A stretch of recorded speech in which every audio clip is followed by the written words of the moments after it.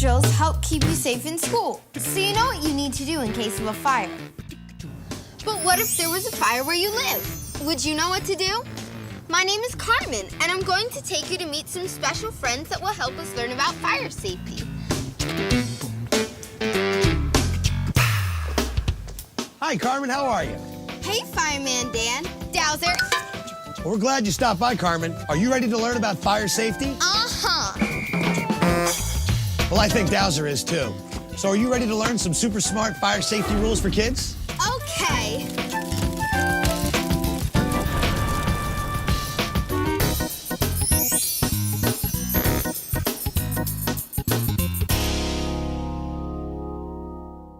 You know, it's really smart for families to talk about what they would do to get out of a burning house if there was a fire. So, Carmen, did you draw a map of the escape plan with your family? I did. I drew all of the exits in my house and how to get to them from my room. Good job, Carmen.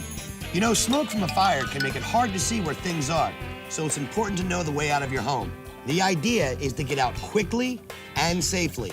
I think that the fastest way out of my house is through the front door. That's a great plan, Carmen. Now, let's talk about the safety steps you should take in case there's a fire in your home. If you're in a room with the door closed when a fire breaks out, check to see if there's heat or smoke coming in the cracks around the door, which could mean there's a fire on the other side.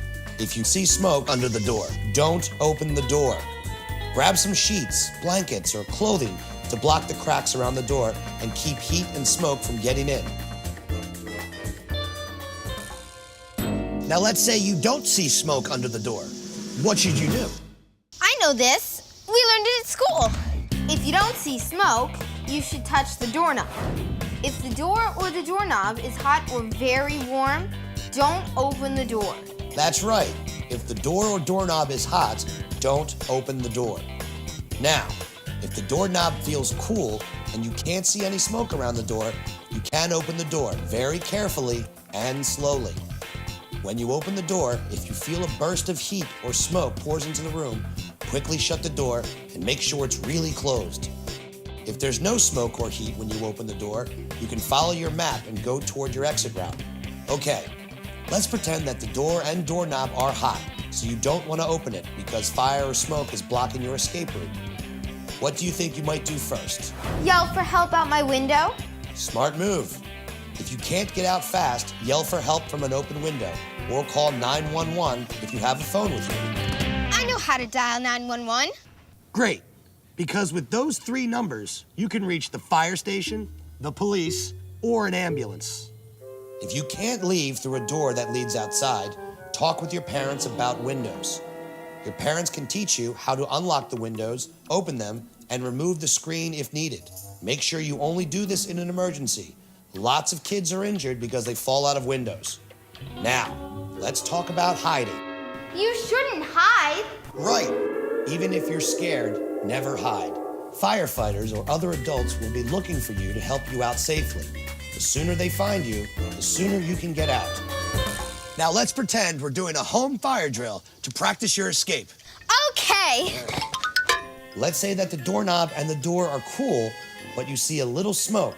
What do you do?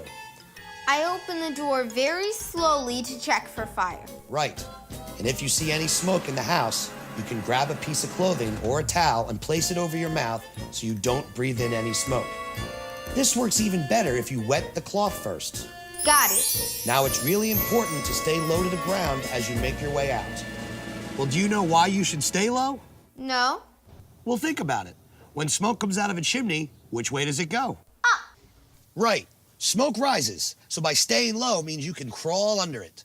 You know, smoke can be more dangerous than the flames because smoke is dirty air, and we need clean air to breathe.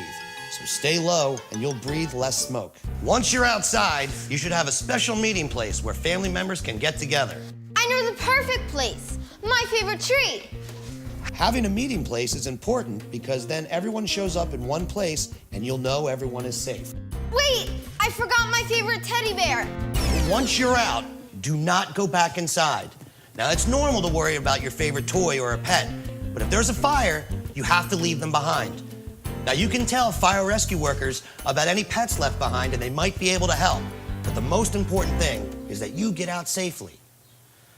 Now, it's great to talk about emergency plans, but it's even better to practice them, like fire drills at your school. Having a fire drill at home gives everyone a chance to see how they would react in a real emergency. See if your family can get out of the house using the escape routes and meet outside within 3 minutes. Your family should practice this drill twice a year.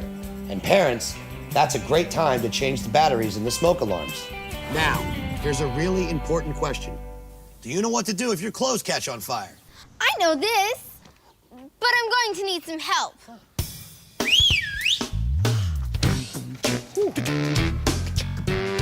If your clothes catch on fire, this is what you do. There are 3 easy steps to listen to. They go like this, and they aren't hard to say. Just follow along, and we'll show you the way. Stop, drop, roll. Stop, drop, roll. Stop, drop, roll. Stop, drop, roll. Stop, drop, roll. Stop, drop, roll. Stop, drop, roll. You know, every year, kids of all ages start over 35,000 fires that hurt people, animals, and property. Now, they don't mean to hurt anybody, but fire is dangerous and can get out of control quickly. So don't play with matches, lighters, or other fire, like fireplaces, stoves, or candles. And you can prevent fire in the first place. And that's the super smartest safety rule of all.